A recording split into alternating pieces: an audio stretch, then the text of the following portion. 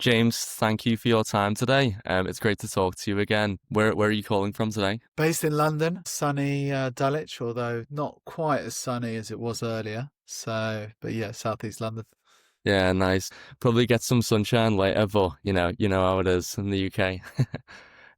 Just for the audience's purpose, could you give a quick introduction about your background and current roles or projects that you're working on? Yeah, so my background, I'm a B2B sales professional by trade.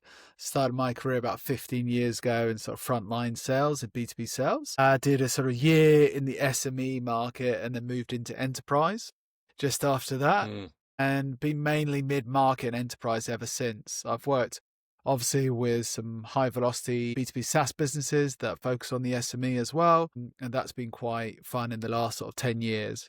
But my sort of employed role was, yeah, very much on enterprise sales, very complex, very high value, sort of 100, 200, up to sort of £2 million deals. And yeah, I set up my own business 8 years ago now, mm. GTM consultancy. And yeah, I did that and then finished that earlier this year in early 2025. And yeah, focusing still on RevOps and CRO leadership and, helping Yeah, companies grow. that's great. Is there any companies right now that you're currently doing that for? Yeah, so I'm on three projects at the moment. Okay. So yeah, quite different as well. I love how quickly things move on. I was doing RevOps obviously in the early stages, before it was even called RevOps, really. It was, sales operations, it was often known as, and a blend between sales enablement, Yeah. commercial operations, it then became, and then it became revenue operations. So yeah, I've been doing that for a while, but yeah, I'm building for clients some smart tech stacks within their company for marketing, sales, and customer success, and linking Mm. those together. And also, I'm building some AI elements as well, included within that improvement. So, building not only just assistants within like GPT, which are quick, easy productivity hacks, but also building agentic workflows as well, Oh, really? which means where multiple tools are kind of included in a workflow and work autonomously without your manual input or guidance. Mm. That's really interesting. Yeah.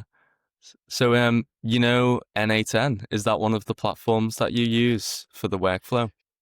Yeah, we use it. And there are some smaller things on sort of personal level. We might use something like Zapier or Make, but not for the kind of corporate, business function, more for the individuals. If it was like, we just built things like priority assistants where you can message on WhatsApp or Telegram and, it kind of scores that action and then is able to put it into your calendar as Yeah. well. So instead of spending, 400 dollars on momentum as an example with an annual license, you could Mm. spend, $1 a month and have it yourself. Yeah, that's interesting. Yeah. Yeah, there's so many tools out there right now, and I feel like since like 2023 to like 2025, it's almost like analysis paralysis. Like, which one do you use? Like when, from my experience, when it comes to like sales intelligence, it's probably took us a couple months just to think, all right, which is actually the tool that we should go forward with. And I don't know whether it's like, are you just spending too much time on it and just they're all going to provide similar sort of results, or you know one is definitely better than the other? What's your experience been with that? Yeah, I think I can relate it back to when we had kind of cloud first technologies and cloud first companies. So that was a kind of leading edge where you had a company that could be sort of truly remote, it could be very accessible, it could be global quite quickly. And now you're sort of seeing an AI first companies as like the new Mm, era. And so you've got like some of the laggards and tech companies that are household names, have been around for a decade or longer, and they're incorporating AI into their engine. Think like Zoom Info AI, Salesforce AI. Salesforce are obviously made a lot of investment into it. That's probably simplification on that side, but mm, um, Yeah, there's lots of tools to kind of plug in AI or just put AI on the top of a, of a button and say that it's AI, whereas sometimes it's just workflow and automation rather than AI. So Yeah. yeah, yeah, it's it is easy to get lost, within the AI bubble. But also Mm. things are moving so fast that, if you were in Whitewater Rapids, you're going to be moving fast wherever you are. So, Mm. like, I don't think we should all complain we're moving too fast. I think it's just, trying to make those strategic bets Yeah. that, make the biggest difference. And sometimes those can be small things. Sometimes that's, a whole change in the way in which we do things. Yeah. Yeah. Definitely. And one of the reasons why I wanted to invite you on the podcast was actually to talk about your new company, Autelo.ai. I noticed that you've just finished the beta rounds. So how's that been? And could you quickly just kind of share to everyone what is Autelo? Yeah. So just a bit of context as to where the idea comes from, why I came up with Ortello and ultimately the product. So I'd spent, 8 years running a consulting company focused on often founder led B2B SaaS companies where the founder was responsible for sales and wanted to move that to a team orientated or team led operation. So for those listeners that know about funding rounds, typically anywhere between seed and sort of Series C. For those who are not used to those terms, anywhere between basically 500K and about 25 million of funding. Mm. So that was the type of companies. And one of the challenges they always had was nurturing prospects in a B2B sales process. Yeah. So typically in a B2B sales process, you'll have at least 8 to 10 different stakeholders. And you need to be able to kind of nurture those prospects and those contacts at those prospects, along that sales cycle. And also just even lead generation and demand gen. A lot of people even have customers. I think, one of the beta customers is a recruiter. And you think of recruiters, they've got obviously candidates and clients. And this recruitment company has been running for 10 years. And when I ask them sort of how do you nurture the relationships that you've built with the candidates that you've placed, and even the ones you got to sort of final interview or second or third stage interview, like, oh, well, we send out a newsletter, you know, we send out open roles. I was like, wait a minute. So some of these people you spent sort of 10, 20 hours with, you're sending them just a mass emailer. That seems quite strange. Some of them, you got them, once in a lifetime opportunity and placed them in a new company. And they're like, yeah, we need to do a better job at nurturing those relationships. So that's what kind of Otello was built. Was basically the two sort of initial use cases are Mm. to facilitate people with nurturing their LinkedIn network through smart comments. And then the Okay. second part of the platform is around content creation on LinkedIn. So that's posts and articles. And the third element is an element of machine learning and reinforcement learning. So that is basically understanding what works and what doesn't and recommending Mm. what you should do more of and next in terms of your next action. Yeah. That is really interesting. So how many companies or individuals were in the beta? Yeah, so we closed the beta last month. Mm. So yeah, it's pretty recent. We've got 17 companies on the beta program. Got a Mm. sort of max of 20 because that was our target, because over 20, that's 20 companies Mm. and we have multiple users within each company. Yeah. To the way that we're doing this in terms of very kind of different from maybe the market norm is we've decided to bring in the beta customers first, and they're paid beta customers to confirm as well. And so they've paid an amount, they've come in, and we are going to develop the product with the beta customers. So that means Mm. like actual like live reviews of screens, testing of initial features, seeing, what's what, and obviously giving their feedback, recommendations as to how we can make it better. So it's kind of like a merge between a product hackathon and an accelerator all in one. Mm. So that's what we're doing, because we thought there's no point just putting out a product to market and then just based on a hypothesis and theory. We'd seen that fail so many times to B2B SaaS companies. So we were like, well, why don't we design a product with the users and build the Yeah. product with the users, not Mm. build it first, then get the users. Why don't we just get the users, then build the product? So that's what we Yeah. decided to do. Yeah. And probably as you grow, the initial idea will just pivot based upon, the needs and the different industries that your customers are based in. Because it'll probably be interesting to see if the high touch personalized comments and content is different for different sectors or even like different regions that use the Autelo. Yeah. Yeah, certainly. There's a lot you can learn about each of the customers has a different market as well. So there are Mm. many crossovers, which they have been quite intentional, in terms Yeah. of we chose the beta customers in terms of, to get that diversity of sector in terms of the target markets that they're looking at.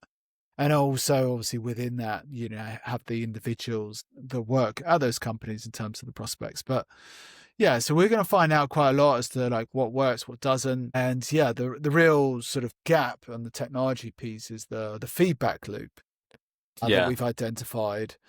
And then the other bit is the context around the company. So typically an AI works really without any context. Um, no RAG capability really embedded into, the popular models that many people might use. Mm. Yeah, we're using sort of, a lot of context to basically train, our product Yeah. on that company and that business and even that individual in terms of how they write, how they communicate. Yeah. And then obviously we're going to, assist them in drafting communication Mm. on Yeah. LinkedIn. Yeah. And like on the technical side as well, for like the LinkedIn API, was that difficult to kind of get that and then bypass whatever, normal restrictions that they would probably have to prevent people from using like automation tools? Yeah, I mean, we're not bypassing anything in terms of the LinkedIn rules. And, Okay. I think 99% of tools out there do bypass Yeah. LinkedIn's terms of service. So Yeah. we've gone down a different route, which is one to go the official route with LinkedIn. Okay. We've done that for a couple of reasons. One, obviously, we don't want people to put their accounts at risk in Mm. terms of, banning their accounts. Secondly, we don't want a simple problem, or not simple, but a big problem, like happened to things like Apollo and Ample Market recently, Yeah. Yeah. where Yeah. they basically decommissioned these companies and applications from LinkedIn. Most of Yeah. them are using kind of LinkedIn plugins, Mm. Chrome browser extension, a type of format, and they're scraping data, they're using the data in such a way, they're basically mirroring LinkedIn in basically another browser. And Okay. then we call it often shadow browsing in Uh, technology. So you're basically imitating another application, yeah. and you are then sort of acting as the user on this shadow browser interface, and then you're pushing that back to the platform. So it's a little bit, actually, when you think of it, it's pretty naughty and almost a little bit of fraud, really. You're sort of saying, well, I know you got that thing over there, but I'm just going to build something over here that kind of looks like yours, and then I'll just like connect it back once I finish, because on your application you won't allow me to do the things I want to do. So I just basically create reflection of your application, and then I'll push the data back to your platform, if that's okay. So yeah, that hasn't gone down very well obviously with LinkedIn. No, um no, yeah. Yeah, I so seen yeah, they're that. What becoming, you're referring to, I seen that. It was a couple of months ago, wasn't it? With yeah, was it Apollo Apollo and another and company? Ample Market recently, they raised I think Mm. $12 million. It was a sort of blend between LinkedIn, email, AI sort of signal based prospecting. Yeah, I think it's very interesting, these tools. Mm. So yeah, we've gone down the official route. It was quite difficult to answer your question. There were lots of Mm. reviews and policies that we had to share, adhere, edit. and review, but we have got the API. And I've also heard that they're no longer accepting new API applications either. Oh, really? So That's good. so we might have got in at a good time. Who knows? They might open Yeah. it sometime soon, but that was the latest I heard. Yeah. That'll be a good differentiator, to other companies out there. Yeah. Yeah, it gives people that assurance, isn't it? It's a bit Yeah. like, for certain products having sort of IT security, but obviously this is a bit more than just IT security because we are we are creating a solution that enables LinkedIn users, Yeah. and Yeah. with the competitors they can obviously be shut down by obviously not abiding by the terms of service, whereas Yeah. obviously the likelihood of an API, unless we obviously abused it, but we wouldn't because it wouldn't work otherwise. Mm. But yeah, the likelihood of that happening to us is pretty low compared to the competition. Yeah, that's great. Yeah. And I was doing some research and I'd noticed that you'd been involved with securing 31 rounds of funding for growing tech companies. And I was just interested to know like what sort of key pieces of advice and like the sort of like fundamental pillars for successfully raising a round of funding for a growing tech company that you could possibly share with, anyone that's listening today. Yeah, obviously my focus has always been on the commercial side of the organization. How do we Mm. drive revenue? And obviously do that in a productive and efficient and cash efficient way as well. So with regards to the commercial side of, whether it's a pitch deck, whether it's obviously a conversation with investor, I think there are some fundamentals you got to understand in terms of like what's the problem, how, what target market you're looking for, what is that opportunity Yeah. size, who are the individuals, what is the actual go to market motion, at the Mm. early stage, what's the sales and marketing process that you're going to go through in order to one attract new leads into the funnel and then obviously go through to convert them, and how long is that going to take, and what's going to be the value of those customers. And then Mm. if you've got any initial data, it depends on what funding round you are, but how long are those people going to stay around, and therefore how valuable is that in terms of lifetime value of the customer. Yeah. So yeah, you got to know actually how you're going to grow the business. I think Yeah. that's a fundamental thing. And a lot of people give a very woolly answer and they say things Mm. like, we'll hire this person, we'll hire that person. Well, yeah, hiring people is good and often quite needed to get to the next stage, but you've got to be clear on exactly, what is the path, Mm. to either next round or maybe to an exit, depending on obviously your goal. And yeah, I think that's the first one is around clarity as to how you're actually going to do it. The second one is around, resourcing and planning. Yeah. When a lot of people are doing the forecasting and, which is obviously connected to the cash flow as well. I often see a lot of people, just doing what I call straight line maths. Mm. So imagine, your target was, you know, 12 million as an example. A lot of people just put that as 1 million per month across the target. And you're like, no, that's not really how it works. And also, you've probably got a bit of data. Even if you're early stage, you might have a year or 2 years of data to see some sort of trends as to when people buy. There are obviously natural business seasons when people invest more than others. Yeah. Summer, we've just come off that. It's probably one of the lowest seasons of investment Mm. in Yeah. terms of investing in products. I mean, not necessarily in rounds, but it is also quieter with funding rounds too. But yeah, Yeah. I think that's also the way the straight line maths and the number of customers they're going to sign. So they've often undervalued their product. They've over indexed in terms of volume. Mm. So they're going to sell lots more product than actually is achievable, and probably at lower value than probably their actual true value of the product is. Mm. So they could sign less customers at higher value and get to the target quicker and easier. So Mm. that's key. And connected to that is also the hiring plan as well. That's normally very poorly done. I've seen hiring plans, for people raising a couple of million of just like 5 or 6 bullet points, and normally it's not even the 5 or 6 bullet points in terms of who the roles are, but also what's the sequence of roles? When are you going to hire those people? That's quite important. That how long is it going to take you to hire those people? Yeah. So you want to be able to say, like, we'll start the search here. It's going to take us like 3 months to hire this level of person.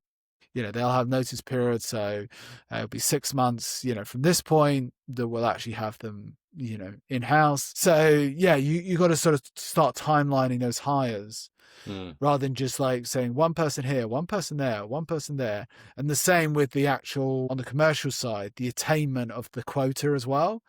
Again, Yeah. this comes back down to straight line maths, is that in B2B, people take a bit of time to ramp, especially Yeah. in mid-market and enterprise.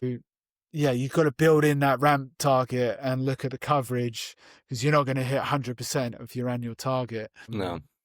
in the first 3 months or something like that. So you've got to then sort of do some calculation, look at that spread across. Okay, so this person will be sort of developing, this person will be like a rookie coming in terms of, hasn't, got revenue on the board yet. So you kind of make that calculation across the year, or Yeah. normally over a 24-month period, sometimes up to 36 months as well. Yeah. Yeah. No, that's a really good answer. Thanks for sharing that with everyone. It actually kind of brings me to the next question I had for you.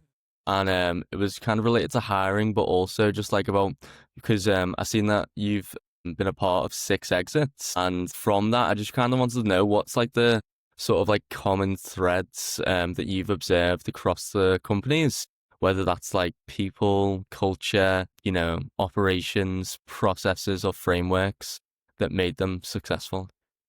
Yeah, there's definitely some similarities if I look across those 6 exits. I would say one of the first ones is that the founder is a really nice person to be around, and they set a really good culture and environment in the organization.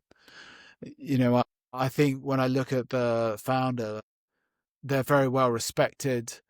They get on well with the team. People like to work for them. Yes, they're frenetic, and they're not always sort of clear with everyone as to exactly what needs to be done, but their heart's in the right place. And, a lot of people buy into the founder. So I think a credible founder that creates an environment that feels, like a safe environment. Yeah. It reminds me of that Simon Sinek book as well about the circle of safety. Hmm. So yeah, that's the first one. I think the second one was just really clear as to how we acquire, convert, and grow customers.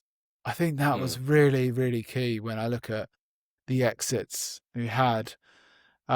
They're really clear on the market and obviously how they actually generated interest, how they would convert them, what the value proposition, the offer would be. And then ultimately, how do they grow them? How do they make those people successful as quick as possible and grow the accounts in terms of value and sometimes breadth in geography and region, etc. So yeah, Hmm. that's another key one. And then yeah, I think the other one is a little bit controversial in that they were very open to doing things a different way. So even sometimes when they had a very strong opinion of what they thought needed to be done, when sort of given the data, when given the explanation, when given the input of their senior leadership team, they did change their view and ultimately change their decision or make a different decision than a lot of people forecasted they were going to make. Right. Hmm. So that's a sense of really like active listening, but also in a very real sense. So you can have strong opinions and even an idea of what the strategy should be. But if you're a really sensible leader, you'll take input from others and then you will, on occasions, be able to flex, Yeah. on that initial opinion and therefore the strategy and decision you make. So I Hmm. found that to be very effective in the leaders that exited as well. They were quite, they were great listeners and very malleable to team feedback, even when it was in complete opposite to their initial view. Yeah. It wasn't like it was overnight change of their opinion, but, over days and weeks, the opinion was often changed. And then they were like, wow, I'm so glad we did this. And they would normally say that months after the fact as well, not normally at the Hmm. time. So Yeah. And that's the joy of startups, is that you realize that obviously businesses are run by people, and Yeah, people sometimes, we remember and we sort of focus on certain pieces of information, but that's why having kind of constructive or thoughtful disagreement around you in the leadership team is really important. And it's also important to have different characters. You yeah, want like introverted people and extroverted people, people that are really analytical, people that, are sort of great orators, and ultimately speak a lot of sense. You want people that speak slowly, people that speak quickly. You just mm, want you want diversity, and people obviously from different backgrounds and different experiences. So you yeah, definitely want like a fully diverse kind of leadership team. Obviously, you want a diverse company as well, but leadership team is very important because it also sets the record straight for the rest of the company. If you've got a really diverse leadership team, often filters down into the rest of the employees. So yeah, yeah, I think that's quite important. yeah, definitely. There's a great book as well, Ray Dalio's book as well, which talks a Yeah. lot about constructive and thoughtful disagreement. I was And actually just sorry, yeah, go on. I was actually just about to say his name because I think what day is it now? It's Friday now. I think it was like 2 days ago. Stephen Bartlett just done a podcast with Ray Dalio, and he was talking about how it's like the best idea wins, and he contributes that to being one of the biggest factors that led to him managing over like 150 billion. It's yeah, it's interesting though because it's like also say for someone who's junior, so say myself for example, it's like there's a way to kind of say something that might rub them the wrong way, you know what I mean? Because you got to think like how can I get my viewpoint across, even though it's the polar opposite of potentially the CEO or the founder, you know. It's a difficult one. I'm trying to navigate that, I guess, for some people who are maybe not as high up in the organization. Yeah, I think it's challenging as a junior as well. Like I've been there. Some people call me, a bit of a maverick as well, even when I was in my 20s. So, I think that you're right. It's like the delivery of the message is important, and obviously having, some facts, some understanding, some background is very important to that. But also, I would encourage people to speak up as well. Hmm. And sometimes as a junior, one kind of clever thing to do is also to speak to the other people before the board meeting, before the team meeting. And basically, if you've got a couple of friendlies, you would basically plant the seed with them that, you know, I think basically X, I know people think Y. And, either one, could you support me? Or secondly, could we have a constructive debate at kind of our level rather than, maybe the director or the CEO of the company? So it creates a back and forth. And then actually what happens is the founder or co-founder is always normally used to leading and trying to, create something and get, opinions and feedback from others.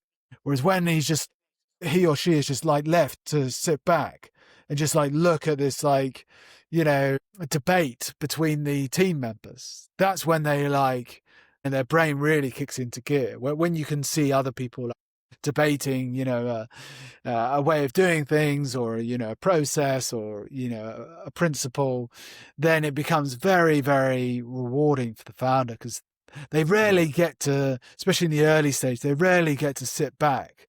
And that's very good for them when people have those debates because, yeah, so that's what I do as a junior, Yeah, and I think, part of it as well is like the good thing about, being in the early part of your career is that, you can honestly voice those opinions and also you can kind of go for it without massive risk as well. Because, what's the worst can happen, if it's your first or second job, that there will be other jobs available yeah, and you may not have as many commitments. You may not have any, other major things that you're concerned about. So, and ultimately you're learning your craft as well. And you only get to learn your craft often when you're sort of pushing the boundaries of your comfort zone and, yeah, learning new skills and new things. That's when you really grow and transform. yeah, definitely. Yeah. And actually, on that topic about learning new skills, and I kind of want to speak to you about this. It's there's a lot of hype around it, and it's vibe coding or text prompt to code software platforms. The recent ones like Replit, Lovable, they've been getting so much attention recently, and I was just wondering, like, what's your take on these platforms? You know, is it as good as people say it is, or do you think there's going to be some risks associated with it? Yeah, I think it's fantastic in terms of where we're at.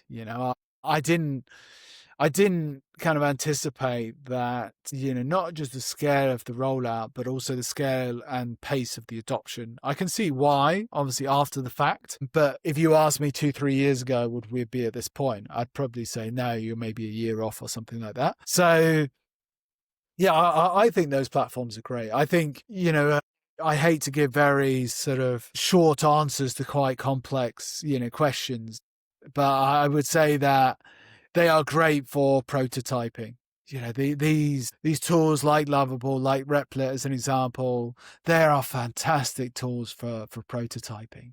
A lot Yeah, of these tools that people are using in the workplace, like Gamma and other, things that just save you time, they're great for prototyping. Lovable, the same for building not only just applications, but even just simple things like websites and, different landing pages and things like that.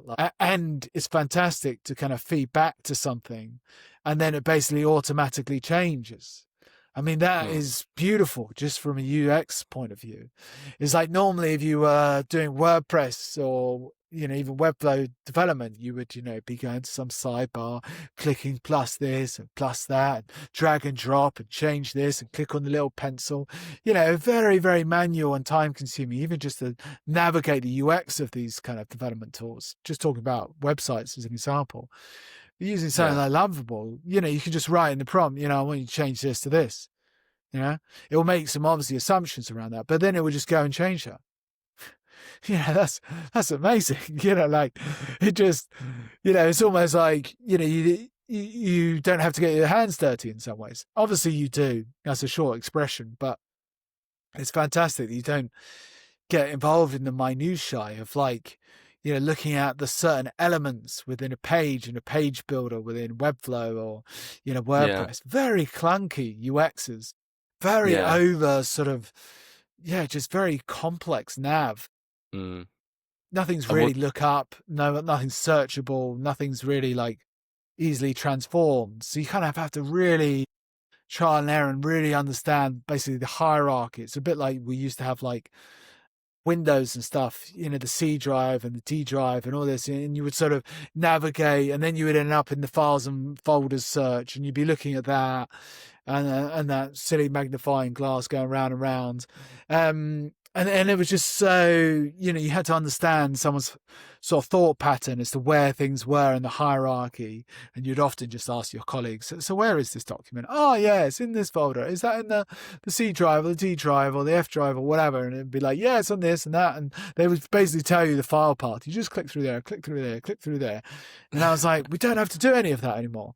Yeah, like it's the same with even like website development, and also what's cool is that some of the other tools are incorporating these tools as well. yeah, So you can, like, for example, some of the design elements might not be so good on Lovable, but there are great kind of prototyping designs, like whether it's Figma, obviously there's landing page builders design things as well. You can kind of export, that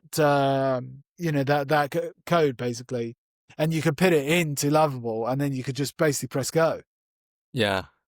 It's and you're like, wow, yeah, it is. It's so interesting as well because I think for like non-technical founders, say if they were trying to raise capital, sometimes or most of the time, if they don't have already the tech team there, a lot of the capital raised is to be for the development. yeah, So I wonder how that will impact in say 5 years, people who want to raise money for a company. The VC might just be like, well, before you ask us, just, use Replit, use Lovable. And then once it's ready, then you can hand that off your idea to the development arm. But yeah, yeah, it'll be yeah. interesting. I think Yeah. there's definitely gonna. I think that's already here. Is that not only Yeah. expectations of revenue have gone up, in terms of the funding rounds, but also the state of the product in terms of, the history of the company or the length of the company's been open, the development stage of the product. Now the demands are higher, that they want Mm. a higher level product earlier on, which Mm. means that obviously these tools come into their own. And I think it has been a fantastic opportunity for non-technical founders to, even if they don't end up building the full application, they can kind of prototype it, they can visualize it, they can share it, with a developer. They can say, like, this is kind of what I was thinking. They'll be like, oh, have you thought about XYZ and the infrastructure here? And, there'll be things outside of their knowledge base. But it's Mm. so much easier to show something to someone and say, this is what I'm like thinking. This is Yeah. like a 5% job. And I know we need to build the 90% job. You can see what I mean. Click, click, click. Here you are. Here's my mini clickable prototype. Mm. I mean, the only challenge with a lot of these problems is that, and these tools, sorry, is that it's often seen as a sort of overnight success or a one and done. It's just, it's so easy. You just type in here and it's all wonderful, and lovable makes you a multimillionaire in seconds. And unfortunately, that's not the case. It is that often the people have, so far, they're obviously newcomers, and this story will change probably in the next 6 to 12 months, but often it's when someone, that has an element of technical expertise, gets those tools, they could do things better and faster, Mm. rather than someone who's kind of a net new adopter. And yes, for them, the progress kind of 0 to 1 is huge, but the technical person's already at level 58. So for them, going 58 to like 80 is a huge jump, both in quality and speed. Mm. So yeah, I think that it has definitely kind of not equaled the, like marketplace or even the talent base, but it's made it accessible for non-technical founders to start building things in quite quick Yeah. fashion. I mean, the only challenge around that at the moment is it's going to be about ultimately, the data and, how that data is used, within your tool as well. I mean, it's always been a data play, at least the Mm. last, 15 years in tech. People think about like Uber and Airbnb and all these, great new entrants at that time. They are basically data companies when you think about it. It's Mm. like they're able to make predictions based on huge data sets. Yeah. So they can then decide whether to build new products. Uber Eats, for example, they're able to create, Arrival to Deliveroo because they have huge amounts of data as to like, when people ask for things and when they want transport, and, that like they understand. And obviously for the adoption curve, it's very easy for them to roll out that product line. So Yeah. yeah, I think data is key. Integration is key as well within that. That's going to become easier with obviously, some of the integration frameworks have changed recently as well, like MCN Mm. and things like that. So yeah, like, it's going to be easier to connect applications, but Yeah. yeah, how seamless that is, just because I can connect something, it doesn't mean it will work to the function I want it to do. Mm. Yeah. Yeah. Well, just to kind of finish up, there was this article that I read recently by Barclays. It's published a couple of weeks ago, and it's called Navigating UK Venture Capital Landscape. And in the article, it was talking about how there's been an 80% increase in seed deals and VCs across the UK in 2024. What do you think's the key factors driving this significant growth in early stage funding in the UK? Well, I don't think it could get any worse than 22 to 24. So that is relative as well, right? So Mm. if you think of it this way, if if something went down 80%, say it's 1 million, if your £1 million house went down by 80%, it was now 200,000. An Mm. 80% increase of, So, 200,000 is only 280,000 as the net new value, right? And that seems a massive headline grabbing thing, but mm. it's still 720,000 lower than it was, before. Yeah. So percentages are a little bit misleading, raw data and obviously number of rounds and so forth, I think is important because, a trend is obviously relative to the previous event or the previous period. Mm. So, yeah, I would say that there are signs of some recovery. I think, a lot of the VCs are starting to invest, but cautiously. There's a lot of reinvestment as well in existing portfolio companies. There's been a lot of what we call portfolio rebalancing, which is basically getting rid of the dross, Mm. within your portfolio, getting rid of the laggards and not being part of your active portfolio. So yeah, I think there's definitely signs of optimism, but I do still feel that we are on a little bit of shaky ground at the moment. Maybe it's just all these factors of, inflationary crisis, Mm. the birth of new technologies. Yeah, I think sometimes we're papering over the cracks a little bit. But to be Yeah. honest, we've done that for about 50 years anyway with quantitative easing. I'm not sure we're going to fully feel comfortable 100% anyway, but we just got to focus on what we can control and Mm. yeah, move forward from there. Yeah, yeah. And obviously, as we've kind of talked about today about AI and like it's the dominant theme for investing not in the UK but just all over the world. And it's actually 30% in the UK right now for the first half of 2025. And I was just gonna ask you, like, is there any specific niches within AI that you see investors investing in, or is there a particular AI company that you think will, be the market leader or the best company to come out from UK? Yeah, I think there's quite a lot of interest in basically AI that focuses on disparate data. Mm. So there's a new term that people talk about, work AI, which is Okay. basically being able to search the data in multiple tools and platforms across your org, to find things, to create things. And that's quite interesting because that also means that we might even be using kind of AI first tools in order to facilitate that true integration and basically a truly searchable kind of index of information in your company. So yeah, that is quite exciting. In a sense, like all your knowledge is basically just internal search away. And we're not talking just a basic Google search. We're talking, I know we have Gemini now as well, but, a full LLM type of search, within your own org, Yeah. and also not just the search, but be able to do things off the back of those search results as well, create, documents, create videos, create assets, off the Mm. basis of disparate data. So that's quite exciting. I see a lot of investment into that space in terms of previously we had data in like 24 places. Now we can sort of synergize that data and create huge efficiencies, and create sort of forecasts of basically where things are going to be. You can imagine like logistics companies, food and drink companies, understanding, patterns as to where purchases are and where, trucks need to be sent and stuff like that. Like it's very, very interesting. Yeah.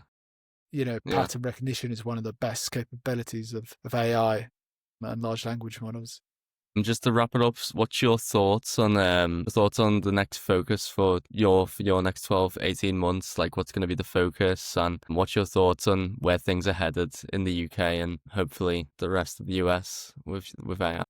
Yeah. So, I mean, I think for me personally as well, I think there's, great opportunity now with some of these tools to build more connected workflows within organizations so that information is not really lost. And also information is leveraged and at the Mm. fingertips, of the user. So, there won't be too many excuses as to, oh, I didn't see that. Well, did you search it? No. Like that's probably more enablement issue than it is like, data problem. So yeah, for me, it's like connecting a lot of the systems together, from Yeah. marketing all the way to finance, the front Mm. end to the back end. That's exciting. Secondly, obviously around, you know, marketing and AI, is clearly one of the biggest areas of disruption we've seen. We're seeing lots of people come up with sort of point solutions, but I feel that there may be players out there looking to connect some of these point solutions together, which Yeah. could be interesting as well, which is a typical kind of SaaS play that we've seen happen many times in the past. Yeah, and I think UK, is actually in a really strong position in that we create, we're one of the biggest services companies in the world in terms of, the services and sort of intelligence that we create. So I feel that, our expertise can be massively exportable, and even with the US as well, Hmm. mm, there's a lot of interested parties as well. I think the UK and US relations in working Yeah. relations could improve as well. I think that's quite exciting. Yeah. I've always thought we've done quite well working with the US, and we could both learn a lot from each other as well. Yeah, yeah. I actually seen I was reading an article, can't remember where it was from now, but it was about the recent like tariff news and how because the UK has kind of been let off lightly or, we've not really had any significant tariffs, it's actually increased the appetite for like Asian VC companies to come and invest in the UK and different, UK owned companies as well as become a part of the, investment rounds led by different VCs in the UK. Yeah, and that's also just some good kind of bilateral relations that we did Mm. a negotiation. What I think a lot of people did wrong with the tariff kind of crisis on a national level is they didn't really engage in the conversation, with the US early. So US were going to do it. That was the point. It's like there's no point fighting it. They were going to implement this. Yeah. So you now needed to come to the table and strike a deal. And I think what reading between the lines, I feel like the UK struck a deal quite early, and we were Mm. sort of rewarded with that as well. Yeah. But there were some trade-offs and some stuff that we don't know about as a result of that deal. But yeah, I feel like we engaged in the negotiation early and swiftly. And I think we kind of were rewarded for that. And obviously, we're not seen as a massive risk, territory, to the US. Yeah. So it's kind of best for that bilateral trade to still continue. And we're Mm. not trying to usurp or, be greater than the US. So Yeah. Yeah. And just to finish off on that, I actually watched this film recently. It's on Netflix, BlackBerry. Have you seen it? yeah, I have seen that. That's a great film. Yeah. Yeah. So It's I was in just my wondering. era as well.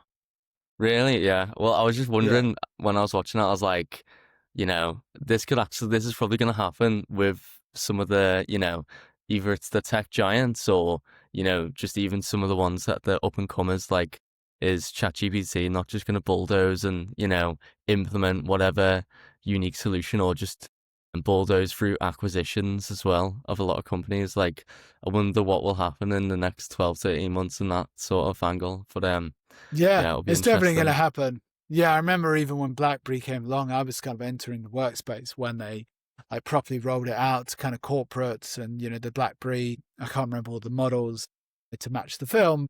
Yeah, it was kind of the scroll bit in between as well, where you had the inside trackpad as well, and it was a small BlackBerry. That was my first, work phone, and it was quite complex to configure actually email onto a phone back then. Yeah. Yeah, it was. I remember sort of seeing in BlackBerry, everyone had BlackBerries, and also a lot of people had hands free as well, which was quite new back then. No, yeah. And then, yeah, they just sort of disappeared almost. I think part of that was obviously innovation with Apple, but I think part of it was also some of the management and mismanagement. And Mm, also, BlackBerry had so many chances to diversify, away from, the phones that they were creating, but mm. they never really did.